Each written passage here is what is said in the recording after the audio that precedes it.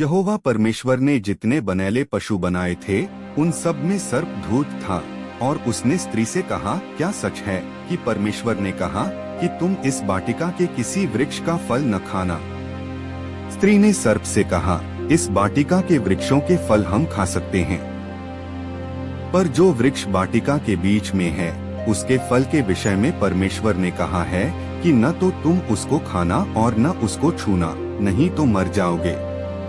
तब सर्प ने स्त्री से कहा, तुम निश्चय न मरोगे, वरन परमेश्वर आप जानता है कि जिस दिन तुम उसका फल खाओगे उसी दिन तुम्हारी आंखें खुल जाएंगी और तुम भले बुरे का ज्ञान पाकर परमेश्वर के तुल्य हो जाओगे।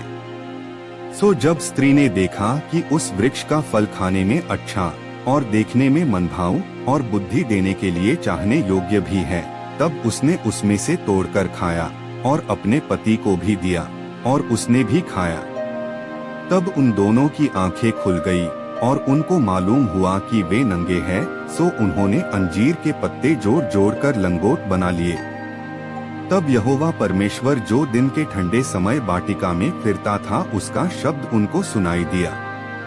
तब आदम और उसकी पत्नी वाटिका के वृक्षों के बीच यहोवा परमेश्वर से छिप गए। तब यहोवा परमेश्वर ने पुकार कर आदम से पूछा, तू कहाँ है? उसने कहा, मैं तेरा शब्द बारी में सुनकर डर गया, क्योंकि मैं नंगा था इसलिए छिप गया। उसने कहा, किसने तुझे चिताया कि तू नंगा है? जिस वृक्ष का फल खाने को मैंने तुझे बरजा था, क्या तूने उसका फल खाया है? आदम ने कहा, जिस स्त्री को तूने मेरे संग रहने को दिया है उसी ने उस वृक्ष का फल मुझे दिया और मैंने खाया। तब यहोवा परमेश्वर ने स्त्री से कहा, तूने यह क्या किया है? स्त्री ने कहा, सर्प ने मुझे बहका दिया तब मैंने खाया। तब यहोवा परमेश्वर ने सर्प से कहा, तूने जो यह किया है इसलिए तू सब घरेलू पशुओं और सब बनैले पशुओं से अधिक शापित है। तू पेट के बल चला करेगा और जीवन भर मिट्टी चाटता रहेगा। और मैं तेरे और इस स्त्री के बीच में और तेरे वंश और इसके वंश के बीच में बैर उत्पन्न करूंगा। वह तेरे सिर को कुचल डालेगा और तू उसकी एड़ी को डसेगा। फिर स्त्री से उसने कहा, मैं तेरी पीड़ा और तेरे गर्भवती होने के दुख को बहुत बढ़ाऊंगा। तू पीड़ित होकर बालक उत्पन्न करेगी और तेरी लालसा तेरे पति की ओर होगी और वह तुझ पर प्रभुता करेगा।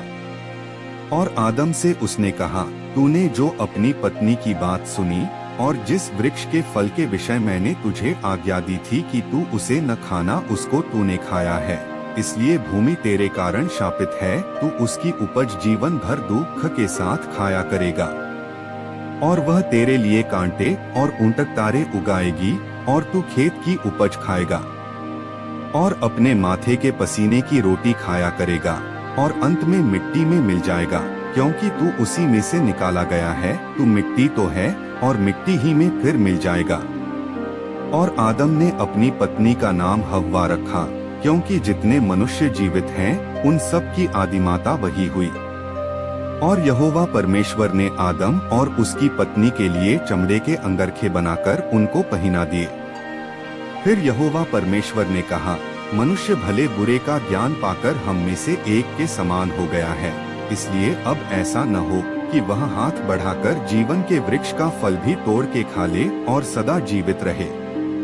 तब यहोवा परमेश्वर ने उसको अदन की वाटिका में से निकाल दिया कि वह उस भूमि पर खेती करे जिसमें से वह बनाया गया था। इसलिए आदम को उसने निकाल दिया और जीवन के वृक्ष के मार्ग का पहरा देने के लिए अदन की वाटिका के पूर्व की ओर करूबों को और चारों ओर घूमने वाली ज्वालामय तलवार को भी नियुक्त कर दिया।